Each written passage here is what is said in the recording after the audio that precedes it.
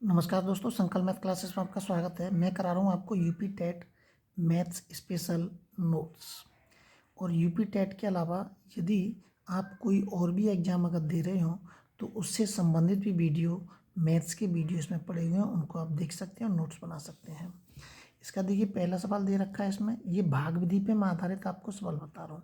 इस तरीके से आपको ये याद रखना है कि यहाँ जो संख्या होती है जिसे हम भाग देते हैं उसको भाजक कहते हैं, जिसमें देते हैं उसको भाज्य कहते हैं, और ये भागफल होती है, शेषफल होती है। इसको अक्सर करके जानते हैं लेकिन इनमें कन्फ्यूजिंग होता है हमारा, तो आपको ये याद रखने हैं।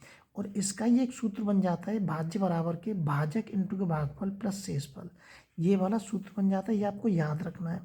जो कोई भी प्रश्न मिलेगा उसके अंदर इसमें से इस तरीके से सवालों कुछ ना कुछ दे रखा होगा। भाज्य दे रखा है, भाजक हमें ज्ञात करना है, और शेषफल भी उसने दे रखा है और भागफल भी दे रखा है।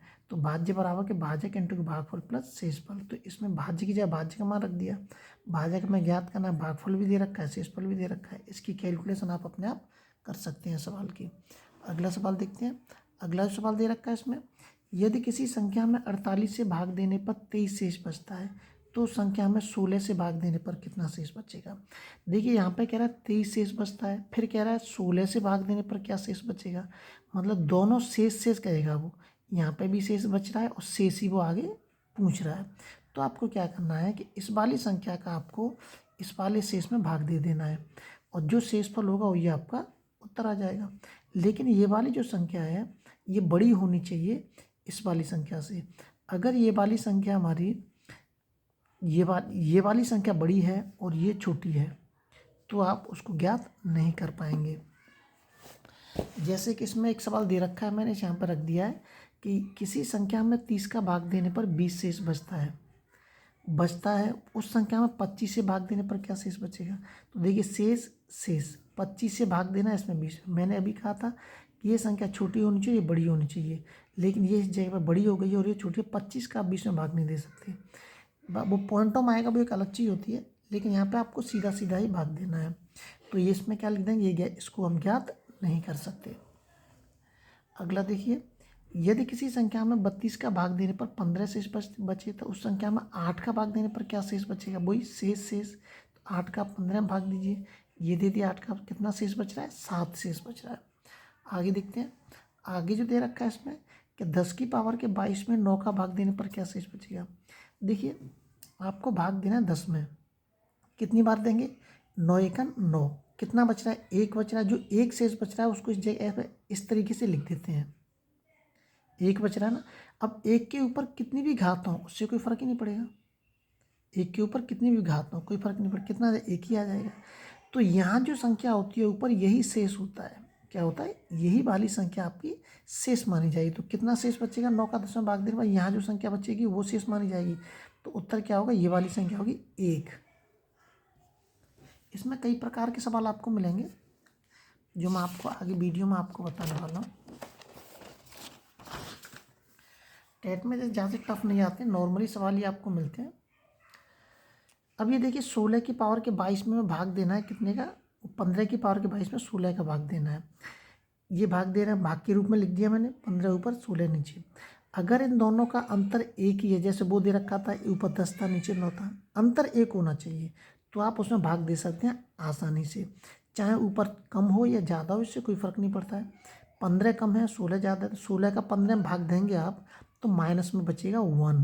किस में बचेगा, माइनस में। अगर 16 का 15 में भाग देंगे आप तो मतलब एक के डिफरेंट में अगर भाग देंगे आप, लेकिन उसमें संख्या ऊपर की छोटी है और नीचे की बड़ी है, भाई भाग तो नहीं जा नहीं सकता ऊपर की संख्या में। तो क्या करेंगे हम, 16 का 15 में भाग देंगे, ज़बरदस्ती भाग देंगे तो इस जगह पर आ जाएगा, फिर माइनस लग जाएगा इस जगह पर। ये जो एक का डिफरेंट होगा जब भी ऐसा करेंगे, लेकिन यहाँ पे अगर 2 का डिफरेंट है तो आप इसको नहीं कर सकते हैं।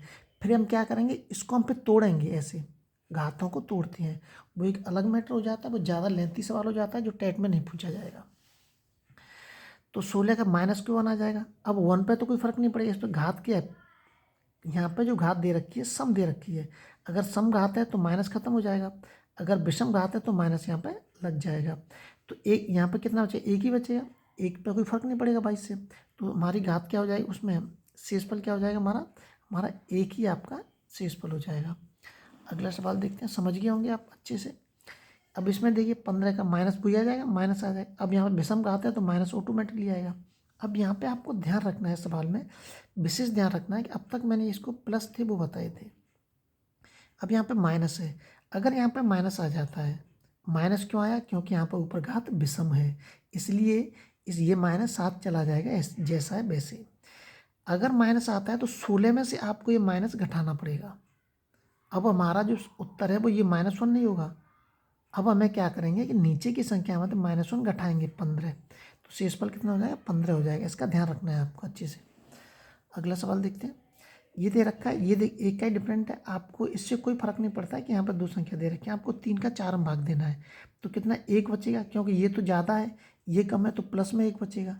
अगर यहाँ 3 होता है, यहाँ 4 होता तो माइनस का 1 हो जाता, तो 1 पर कोई फर्क नहीं पड़ेगा। 45 से कितना हो जाएगा, 5 हो जाएगा। शेषफल कितना हो गया आपका। इसमें यहाँ पे अब आपको एक चीज़ याद रखनी है। आप अगर नीचे की संख्या आपकी छोटी है, नीचे की संख्या क्या आपकी छोटी है, तो आपको 5 में से 3 आप नहीं, यहाँ पर भी भाग दे सकते हैं ना, अभी आप सोचने की जरूरत ही नहीं है भाई। ये कितना हो गया 1 और +4, 1 पर कोई फर्क नहीं पड़ेगा। 45 कितना हो गया, 5 हो गया। अब ये जो 5 है बड़ा है अभी, तो अभी सवाल हल कहाँ हुआ है अभी हमारा, अभी हल ही नहीं हुआ है अभी, क्योंकि 5 बड़ा है हमारा 3 से, तो इसका मतलब 3 का भी हम इसमें भाग दे सकते हैं, ना 3 का 5 में भाग भी दे सकते हैं आराम से। तो 3 का 5 में भाग दूंगा मैं, तो कितना शेष बचेगा, 2 शेष बचेगा, तो उत्तर कितना हो जाएगा, 2 हो जाएगा। तो इस चीज़ का विशेष ध्यान रखना है कि सवाल अभी हमारा खत्म हुआ है कि नहीं हुआ है, विशेष ध्यान देख लेना है। अगर ये कम हो जाएगी नीचे वाली संख्या से तो सवाल हमारा खत्म हो गया। अगर ऊपर संख्या बड़ी आती है नीचे वाली संख्या से, तो हमें भाग और देना पड़ेगा आगे। आगे देखते हैं। आगे देखिए 27 में भाग देना में 26 का कितना बचेगा, 27 का 26 कम है, माइनस का 1 बचेगा।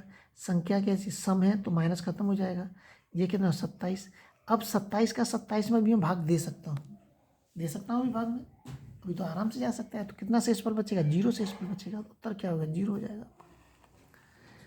शेषफल से संबंधित सभी सवाल यहाँ पे आपको सभी सवाल हो जाएंगे। यहाँ पे माइनस क्यों बचा है, ये घात विषम है हमारे, विषम है तो माइनस जैसे ही आएगा। 26 में 27 घटा तो 25 बचेंगे हमारा। अब ये वाली संख्या बड़ी है और ऊपर छोटी है, तो इसका मतलब 27 का 25 में भाग नहीं जा सकता।